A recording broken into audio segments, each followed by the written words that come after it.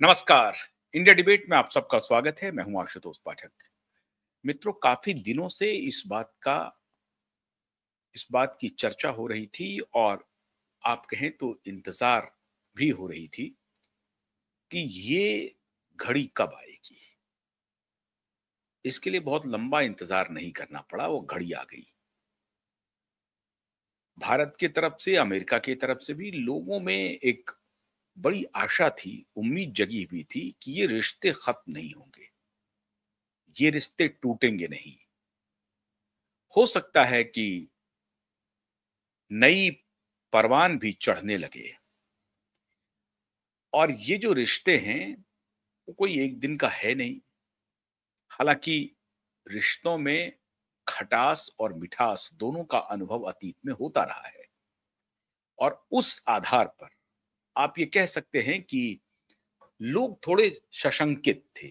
आशंका थी लोगों को कि पूरी तरह से क्या ये रिश्ता खत्म हो गया है या अभी उसमें कुछ आस बाकी है, और अगर बाकी है तो क्या ये रिश्ता दोबारा बन जाएगा, और अगर दोबारा रिश्ता बनेगा तो कोई गांठ तो नहीं मिलेगी उस रिश्ते में, और अगर गांठ मिलेगी भी तो क्या वो ऐसी गांठ है जो खुल नहीं सकती है, और अगर नहीं खुलने वाली गांठ पड़ गई है तो उस रिश्ते की फिर आगे मियाद क्या होगी, कितने दिनों तक वो रिश्ता चल पाएगा। और ये सब निर्भर करेगा उस गांठ पर कि क्या रिश्ते में कोई गांठ पड़ गई जो अब खुल नहीं सकती। मतलब एक बार अगर आपके रिश्ते में गांठ पड़ गई तो फिर मुश्किल है उसका खुलना। कई रिश्ते ऐसे भी होते हैं, गांठ पड़ते हैं लेकिन वो खुलते भी हैं, और खुलते हैं दोनों तरफ की आपसी समझ के आधार पर। तो क्या भारत और अमेरिका के बीच में रिश्ते की गांठ इतनी बड़ी हो गई थी जिसका खुलना मुश्किल था, या वो गांठ खुल गया है और खुलने जा रहा है और रिश्ते मजबूत होते जाने जा रहे हैं फिर दोबारा। मित्रों, इसी को लेकर के देश के बड़े बड़े एक्सपर्ट अलग अलग राय रख रहे थे।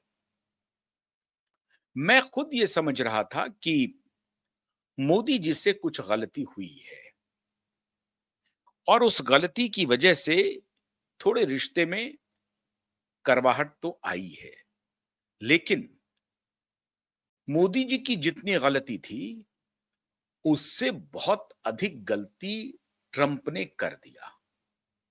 और ट्रंप को अपने ऊपर या अमेरिका के ऊपर इतना गुरूर हो गया कि उनको ये हमेशा लगता रहा कि हम ही चौधरी हैं, हमारे पास सब कुछ है, पैसा हमारे पास है, सामरिक शक्ति हमारे पास है, आर्थिक शक्ति हमारे पास है, तो जाहिर है कि हमारी राजनीतिक शक्ति भी बड़ी है और हमारी कूटनीतिक शक्ति भी बड़ी है।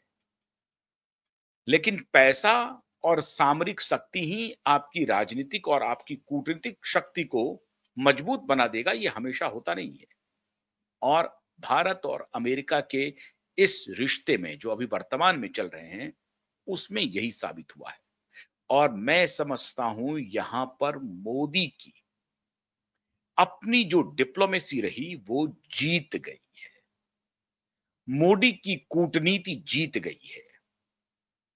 और इसी बात का डर पहले अमेरिका को अंदर अंदर होता तो था लेकिन हो नहीं पाता था। फर्ज कीजिए कि अगर मोदी की जगह कोई और प्रधानमंत्री होते, उनकी अपनी राय क्या बनती, या अगर मोदी की जगह कोई अन्य प्रधानमंत्री होते तो ये स्थिति ही पैदा नहीं होती। आप ये कह सकते हैं कि तब शायद कोई जाकर के ये नहीं कह रहा होता कि अब की बार ट्रंप सरकार, यह गलती तो मोदी जी ने करती थी। और मोदी जी ने एक और गलती कर दी कि उनको जब अमेरिका में राष्ट्रपति के चुनाव चल रहे थे उस वक्त उनको इस बात का जरा भी अंदाजा नहीं लगा कि वहां पर रिजीम चेंज होने जा रहा है।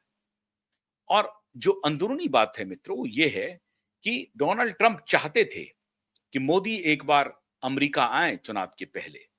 अब ये कोई पुख्ता इसके जानकारी नहीं है, लेकिन जो हमारे सूत्र हैं, जो इंटरनेशनल जियोपॉलिटिक्स पर नजर रखते हैं, उनके हवाले से मैं ये कह रहा हूं कि ट्रंप ये चाहते थे कि मोदी चुनाव के पहले 2024 में, जो नवंबर दिसंबर में चुनाव चल रहा था, उस वक्त मोदी आए, लेकिन मोदी नहीं गए। मोदी क्यों नहीं गए?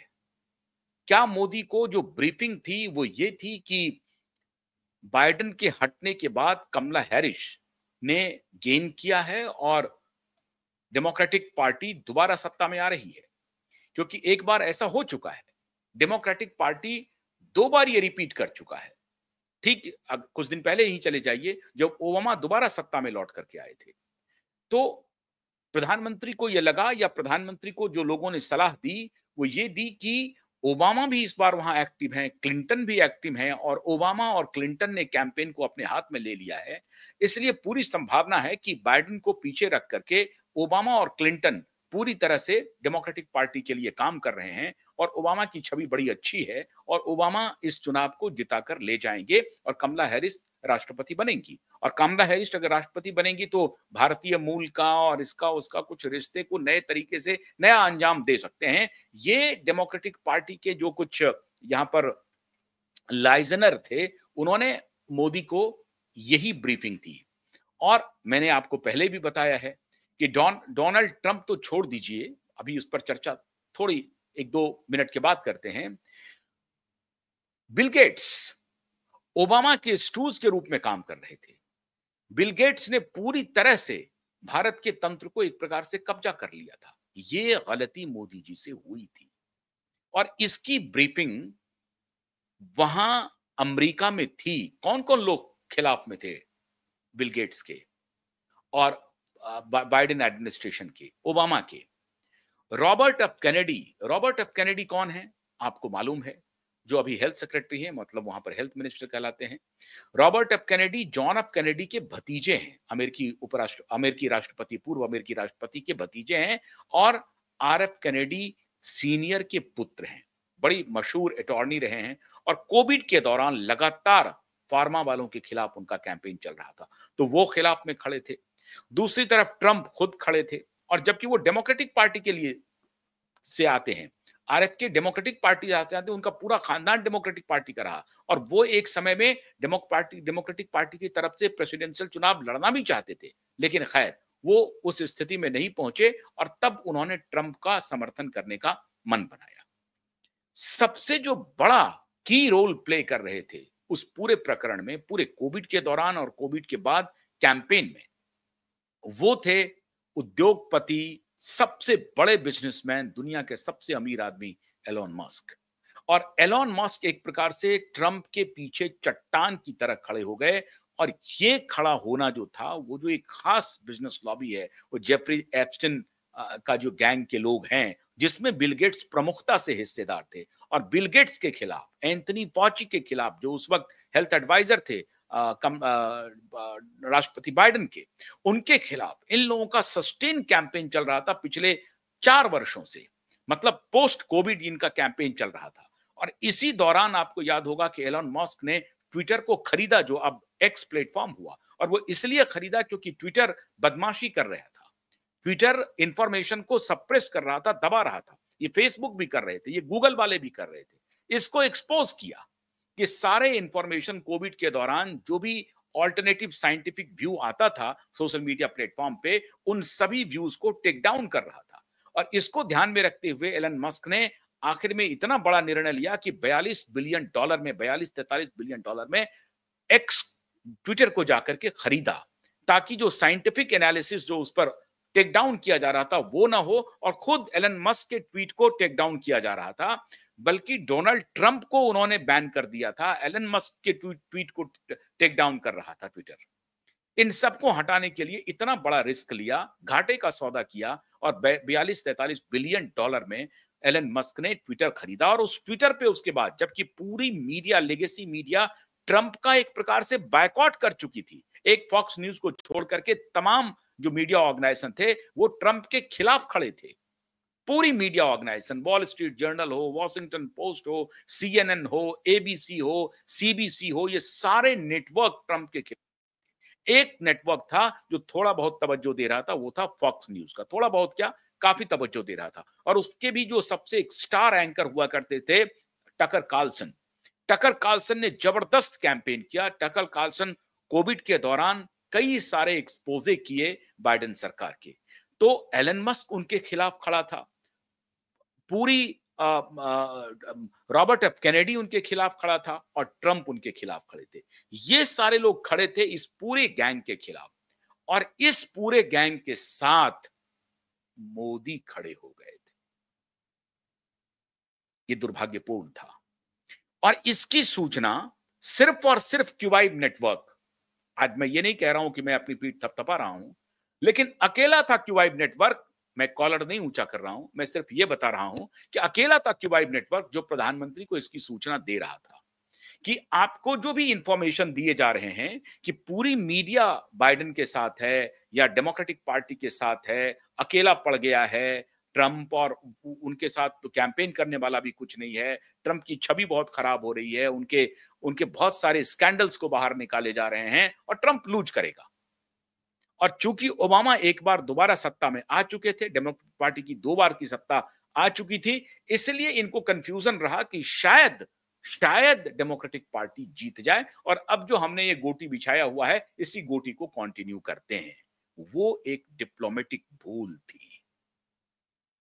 और जबकि मोदी जी को मालूम था कि जितने राइट विंगर हैं अमेरिका में, जो कोई भी रह रहे हैं, उसमें से कुछ परसेंट ही बाइडेन के साथ होंगे। हालांकि जो डेमोक्रेटिक पार्टी का जब जब कार्यकाल रहा है, भारत से एक्सोडस बहुत हुआ है और उनकी लॉयल्टी डेमोक्रेटिक पार्टी की तरफ थी। लेकिन हाल के दिनों में जो बर्ताव रहा है वहां पे, उसकी वजह से और मोदी की वजह से, मोदी फेनोमेना की वजह से, क्योंकि मोदी ट्रंप के दोस्त हो गए, मोदी ने कह दिया आपकी बात ट्रंप सरकार, तो जो भी इंडियन पॉपुलेशन था उसका 80-90% ट्रंप की तरफ झुका हुआ था और ट्रंप के लिए कैंपेन कर रहे थे वो सभी।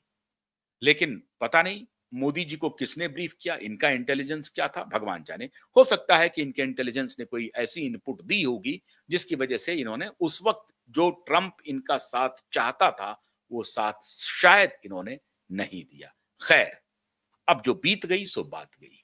ट्रंप जीत के आए, जीत के ही नहीं आए ट्रंप, थंपिंग मेजॉरिटी से जीत के। आज तक रिपब्लिकन पार्टी के इतिहास में, अमेरिकी चुनाव के इतिहास में आज तक इस तरह की जीत नहीं हुई थी कि 7 ऐसे स्टेट थे जहां रिपब्लिकन पार्टी अपना उनका कुछ भी प्रेजेंस नहीं था, ऐसे 7 स्टेट को भी रिपब्लिकन पार्टी जीत गई। अब इस जीत के बाद मन में एक खटास थी। अब आप थोड़ा सा पीछे जाइए, जब ट्रंप का ओथ सेरेमनी हो रहा था, निमंत्रण नहीं आया भारत के प्रधानमंत्री को।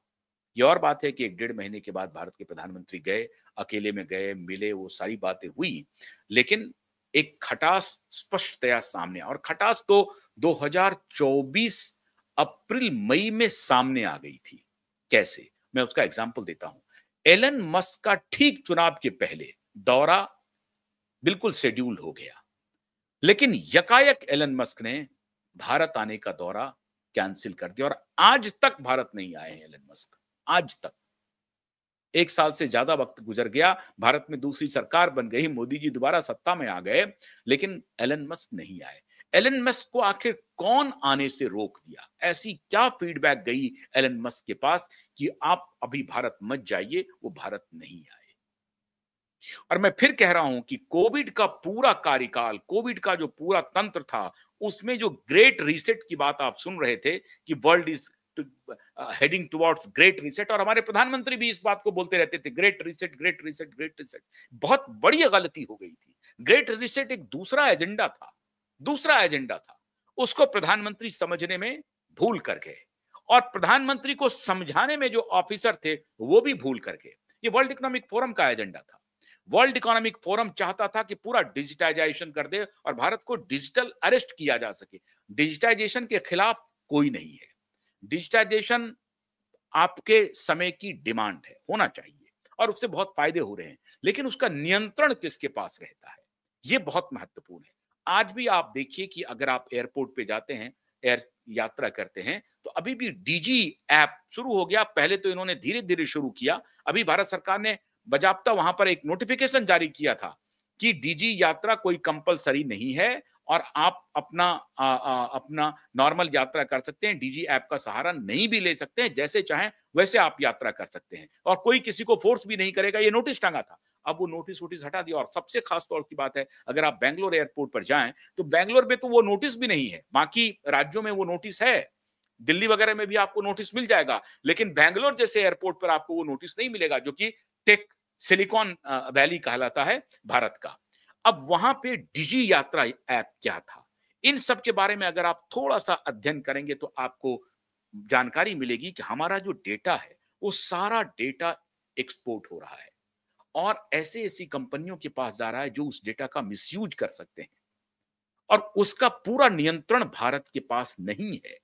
और इसके लिए हम लोग उस वक्त विरोध कर रहे थे कि इन सारे जो सर्विलांस में आप 24 घंटे पड़े हुए हैं, ये सर्विलांस का डेटा अगर भारत सरकार के पास है तब तो ठीक है, लेकिन ये सर्विलांस का डेटा ये पूरा अमेरिका सरकार अमेरिकी अमेरिकी कंपनियों के पास जा रहा है। ये मोदी नहीं समझ पा रहे थे। अब मोदी वही कह रहे हैं जो उस वक्त क्यूबाई कहता था। अब मोदी कह रहे हैं कि भारत का अपना सोशल मीडिया प्लेटफॉर्म खड़ा कीजिए, भारत में इतना सामर्थ्य होना चाहिए कि अपनी सिक्योरिटी अपना ऑपरेटिंग सिस्टम खड़ा करें, भारत में इतना सामर्थ्य हो कि स्वदेशी, हर घर स्वदेशी की बात अब प्रधानमंत्री करने लगे हैं। हर घर स्वदेशी, जैसे हर घर तिरंगा था, अब प्रधानमंत्री कह रहे हैं कि हर घर स्वदेशी हो। ये सारा कैंपेन चला, लेकिन मैंने आपको ये रेफरेंस ये दिया, थोड़ा सा मैं पहले ले गया इसलिए क्योंकि ट्रंप के साथ हमारे रिश्ते हुए कैसे खराब, ये जानना बहुत जरूरी है। अब रिश्ते खराब हो गए, लेकिन उसके बाद ट्रंप शायद ठीक से समझ नहीं सके भारत को, और यहां मैं समझता हूं कि फिर मोदी ने खुद को करेक्ट किया। मोदी को यह मालूम हो गया कि हां, कुछ गलतियों की वजह से हमारे बीच में मिसअंडरस्टैंडिंग हुई और हमारा एक बहुत ही स्ट्रांग अलाय हमसे दूर चला गया। मोदी के भी मन में यह चल रहा था और ट्रंप ने जब गलती कर दी 50% ऐसा पागलपन वाला टैरिफ करके, तो मोदी को, ट्रंप को भी धीरे धीरे इस बात का एहसास हुआ कि ये गलती हो रही है हमसे, कोई रास्ता निकाला जाए। और अब आता है मास्टर स्ट्रोक मोदी का। मोदी ने कोई प्रतिक्रिया नहीं दी, ट्रंप बोलते रहे, मोदी ने कुछ नहीं कहा। डिप्लोमैट अपने स्तर पे बोलते रहे, हमारे फॉरेन मिनिस्टर बोलते रहे, हमारा विदेश मंत्रालय का प्रवक्ता बयान जारी करता रहा, लेकिन मोदी ने एक शब्द नहीं कहा और मोदी ने अपना रास्ता रूस और चीन की तरफ मोड़ दिया और फिर रूस और चीन के साथ दोस्ती का नया अध्याय शुरू कर दिया। अभी दोस्ती परवान नहीं चढ़ी है, लेकिन दोस्ती का नया अध्याय शुरू कर दिया और चीन के राष्ट्रपति ने कहा कि भारत और चाइना दो बड़ी पुरानी सभ्यता है और अगर ये दो बड़ी पुरानी सभ्यता साथ आती है तो दुनिया के लिए अच्छा होगा और हम दोनों के लिए अच्छा होगा। ये बात सही है कि आपदा में अवसर भारत को मिला और भारत ने इस आपदा को अवसर के रूप में ट्रांसलेट कर दिया। बहुत जबरदस्त। ये समझते हैं कि मोदी का ये मास्टर डिप्लोमेटिक अटैक था और अब वहां चीजें बड़ी तेजी से बदल रही है। अभी एक दिन पहले ही ट्रंप ने टेक्नोक्रेट्स को, मतलब जो टेक्नोलॉजी कंपनियां हैं उसके सीईओ को बुलाया, उसके साथ डिनर किया और उस टेक्नोलॉजी कंपनियों में अधिकतर भारतीय मूल के सीईओ हैं, चाहे सुंदर पिचई हों या सत्या नडेला हों माइक्रोसॉफ्ट के या गूगल के, ऐसे बहुत सारे सीईओ डिनर में शामिल थे। उस डिनर में एक और शख्स शामिल था, ये बिल गेट्स, लेकिन उस डिनर में एलन मस्क शामिल नहीं हुए। और एलन मस्क अगर ट्रंप से दूरी बनाए हुए हैं तो ट्रंप के लिए बेचैनी का कारण है ये, क्योंकि वो दोस्त जिन्होंने विपरीत परिस्थिति में चट्टान की तरह खुद को खड़ा किया अपने दोस्त के लिए, उनको ट्रंप पॉलिटिकल गुगली दे रहे हैं। और एलन मस्क पॉलिटिशियन नहीं है, सीधा सपाट सोचने वाला एक स्मार्ट बिजनेसमैन है और वो भी बिजनेसमैन इस तरह के बहुत सारे दांव पेच वाला बिजनेसमैन नहीं है। वो एक टेक्नोक्रेट है, इंजीनियरिंग बैकग्राउंड का है, ये बिल गेट्स की तरह नहीं, ये तो फ्रॉड है। आपको आप सबको मालूम होना चाहिए कि Bill Gates not Bill Gates is not an engineer. उसका बाप बैंक में काम करता था और बैंक का फाइनेंस का इसको कुछ मालूम है, और वहीं से इसने माइक्रोसॉफ्ट की जो ये है उसकी चोरी की और उसके बाद इस कंपनी बनाया। उनके चरित्र और एलन मस्क के कैरेक्टर में आसमान धरती का फर्क है, और एलन मस्क और बिल गेट्स दोनों दो ध्रुव पर हैं। कभी कभी बात वो करते रहते हैं, बिजनेसमैन है वैसा नहीं है, लेकिन दोनों दो ध्रुव पे है, दोनों एक दूसरे को देख। एलन मस्क तो बिल गेट्स को देखना नहीं चाहते, बिल गेट्स तो उनकी तरफ दोस्ती का हाथ हमेशा बढ़ाते रहते हैं, क्योंकि he is at fault always.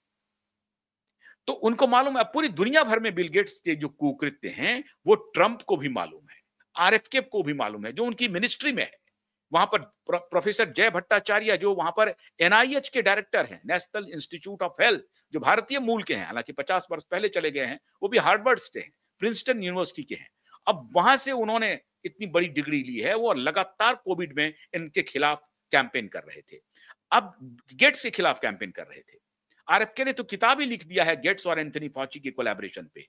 तो अब जय भट्टाचार्य हो या आरएफके हो या एलन मस्क हो, ये सब भारत के साथ जो दोस्ती टूट रही थी इसको लेकर के असहज हैं।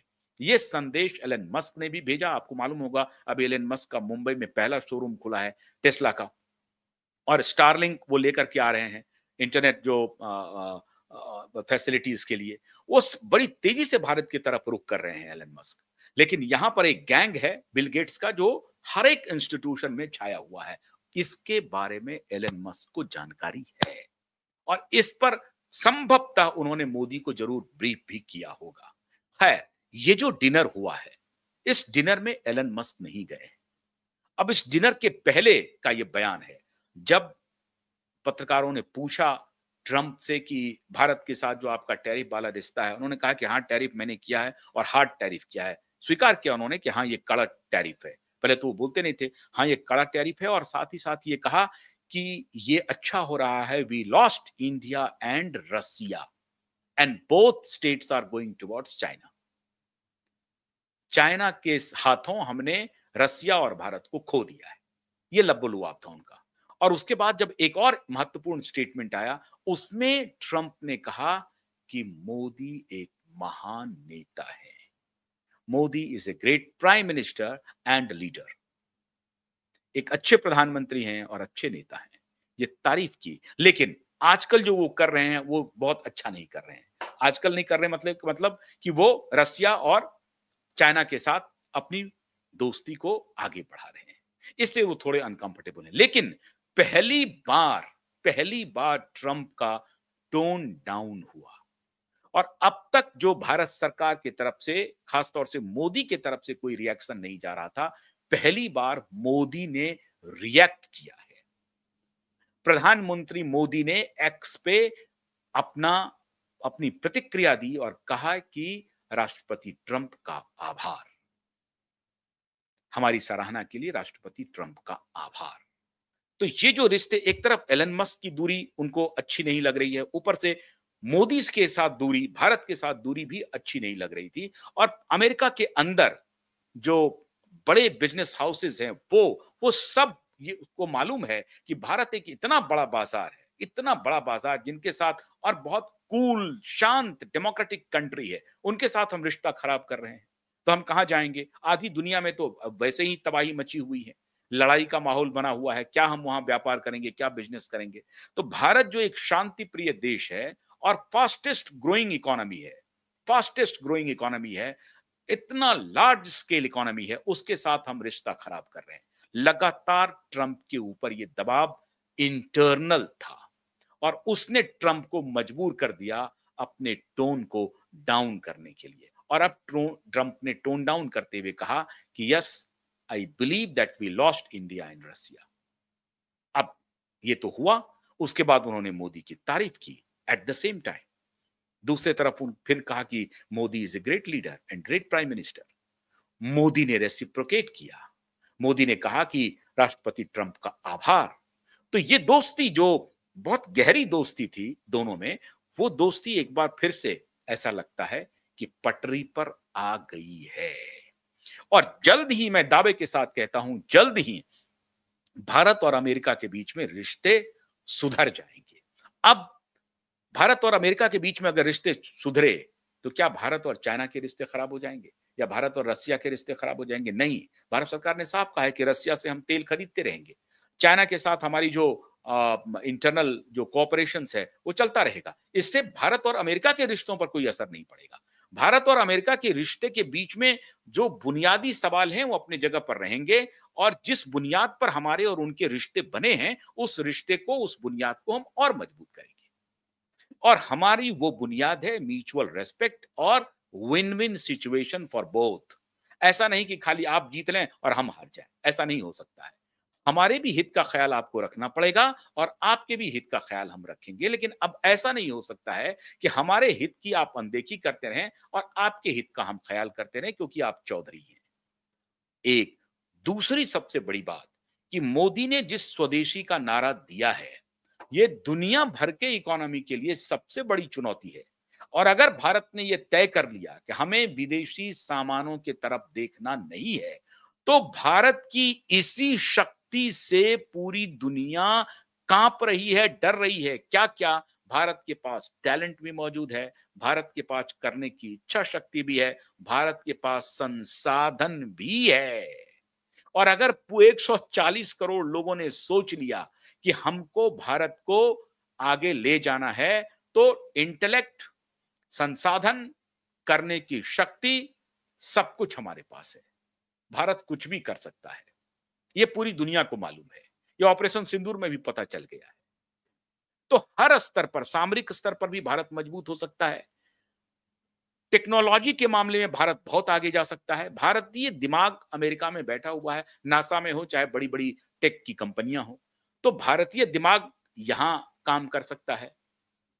फाइनेंस में बड़ा बड़ा चंक है हमारे पास, बड़े बाजार हैं हम। तो हम टेक्नोलॉजी में आगे, हम डिफेंस सिस्टम में आगे और हम पढ़ाई लिखाई में आगे। हम कोई डम्ब स्टेट नहीं है, हम इंटेलेक्चुअली शार्प हैं। हम अपना स्पेस मिशन भी तैयार कर सकते हैं और चांद और मंगल पर भी बड़ी आसानी से यात्रा कर सकते हैं, आ सकते हैं। और ऊपर से एलन मस्क भारत के साथ मजबूती से अभी खड़ा होने वाला है। अब देखना यह है कि ये जो ब्रोकर, में आज भी पूरी मजबूती के साथ, शिद्दत के साथ कह रहा हूं, बिल गेट्स एक ब्रोकर है। और माननीय प्रधानमंत्री जी, मैं फिर आपको कह रहा हूं, बिल गेट्स का आप पीछा छोड़ दीजिए। मैं फिर आपसे अनुरोध कर रहा हूं, बिल गेट्स का पीछा छोड़ दीजिए। ये आपको डुबो रहा है, वरना हमारे रिश्ते अमेरिका से और खराब होंगे। इसको कोई नहीं चाह रहा है अमेरिका में। ये खुद सरेंडर किए हुए हैं डोनाल्ड ट्रंप के सामने, क्योंकि मालूम है कि अभी अभी कल वैक्सीन एडवर्स इवेंट पे कांग्रेसनल हियरिंग है। आप हमारे qvibe.in पर जाएं और वहां पर सीनेट हियरिंग देखिए। आप qvibe.in पे पूरा डिटेल रिपोर्ट हमारी मैनेजिंग एडिटर ने तैयार किया हुआ है, पूजा फ्रांसिस ने। आप उस पूरे रिपोर्ट को पढ़िए, देखिए आप कि क्या हमने वहां पे अमेरिका में क्या चल रहा है। वैक्सीन एडवर्स इंजरी पर सीनेट की हियरिंग हो रही है और उसमें ये नपेंगे बिल गेट्स। आखिरी दिन जाते जाते एंथनी फॉची, जिनके साथ बिल गेट्स मिलकर काम कर रहे थे, जो एडवाइजर थे, हेल्थ एडवाइजर थे, उनको इम्यूनिटी देके गए हैं बाइडेन, क्योंकि उनको फंसा ना दे। उनके खिलाफ बड़ा माहौल था क्योंकि उन्होंने ही इस पूरे महामारी को मैशअप किया और लाखों लोगों की जान गई बिकॉज ऑफ एंथनी फॉची। ये उनके खिलाफ केस चल सकता था, तो उसको राष्ट्रपति ने इम्यूनिटी दे दी आखिरी दिन जाते जाते। तो इतनी सब बड़ी बड़ी बातें हो रही थी, हमारे प्रधानमंत्री को कुछ पता नहीं चल रहा था। इसलिए मैं प्रधानमंत्री बड़ी विनम्रता से कह रहा हूं कि बिल गेट्स का साथ लेने में थोड़ा सा नियंत्रित होकर के सोचिए और विचार कीजिए। और आपके अभी भी सिस्टम में बहुत सारे मोल हैं जो उनके पेरोल पे काम कर रहे हैं, उनको निकालिए, वरना ट्रंप के रिश्ते आरएफके वहां मौजूद है। आरएफके मौजूद है, जय भट्टाचार्य मौजूद है, डॉक्टर असीम मल्होत्रा मौजूद है, डॉक्टर पीटर मिकॉला मौजूद है। ये सब उनको ब्रीफ कर रहे हैं। एलन मस्क वहां मौजूद है और एलन मस्क से बहुत दूरी बना करके ट्रंप नहीं चल सकते हैं। आपको मालूम होगा, कुछ दिन पहले एलन मस्क ने कहा कि हो सकता है वो अपनी पार्टी लॉन्च कर दें। तो ये भी ट्रंप को सोचना पड़ेगा। एलन मस्क से दुश्मनी लेना अफोर्ड नहीं कर सकते हैं ट्रंप, और इसलिए वो टेक्नोक्रेट और इन सबको बुला करके सोच रहे हैं कि अरे ये तो तब भी आपके खिलाफ थे खड़े, ये सारे लोग आपके खिलाफ खड़े थे जिनके साथ आपने डिनर किया है, सारे के सारे आपके खिलाफ खड़े थे, सारे के सारे ने आपको टेक डाउन किया था, आपको किसी मंच पर दिखाता नहीं था, ये सब। लेकिन वो व्यक्ति आपके साथ खड़ा था जिन्होंने आपको आगे बढ़ाने के लिए ट्विटर को खरीदा और उस पर लाइव आपका सारा जो रैलियां हुई सबको लाइव किया। ये शख्स है एलन मस्क। एलन मस्क के एहसान को डोनाल्ड ट्रंप भूल नहीं सकते। इसीलिए मैं माननीय प्रधानमंत्री से आग्रह कर रहा हूं कि आप एलन मस्क से रिश्ता बनाइए, उनके साथ आगे बढ़िए। ये शख्स तो लाइजनर बन गया है, इनसे दूरी बढ़ाने की जरूरत है। लेकिन अच्छी बात यह है कि आपकी जो डिप्लोमेसी रही वो बहुत स्ट्रांग रही और इस मुद्दे पर अब आपको समझ में आ गई है सारी बातें, सारी बात आप समझ में आ गई है। आपने ये रास्ता चुना, ठीक चुना। डर हुआ ट्रंप को, ट्रंप ने हथियार डाल दिए और ट्रंप ने अब आपकी तारीफ करनी शुरू कर दी है। अच्छा है, मौका आ रहा है जब फिर से रिश्ते प्रगाढ़ होंगे। लेकिन इस रिश्ते में अगर कोई गांठ डालने की कोशिश कर रहा है, उसको पहचानिए, उसको बाहर का रास्ता दिखाइए। हम उम्मीद करते हैं कि भारत और अमेरिका के रिश्ते बड़ी तेजी से आगे बढ़ेंगे और मोदी और ट्रंप के रिश्ते दोबारा एक बार पूरी दुनिया में मिसाल के तौर पर सामने आएगा और दोनों देशों को फायदा होगा। हालांकि चीन और रसिया के साथ जो हमारे रिश्ते हैं, मुझे लगता है कि वो उसी तरीके से चलते रहेंगे। बहुत बहुत शुक्रिया। नमस्कार।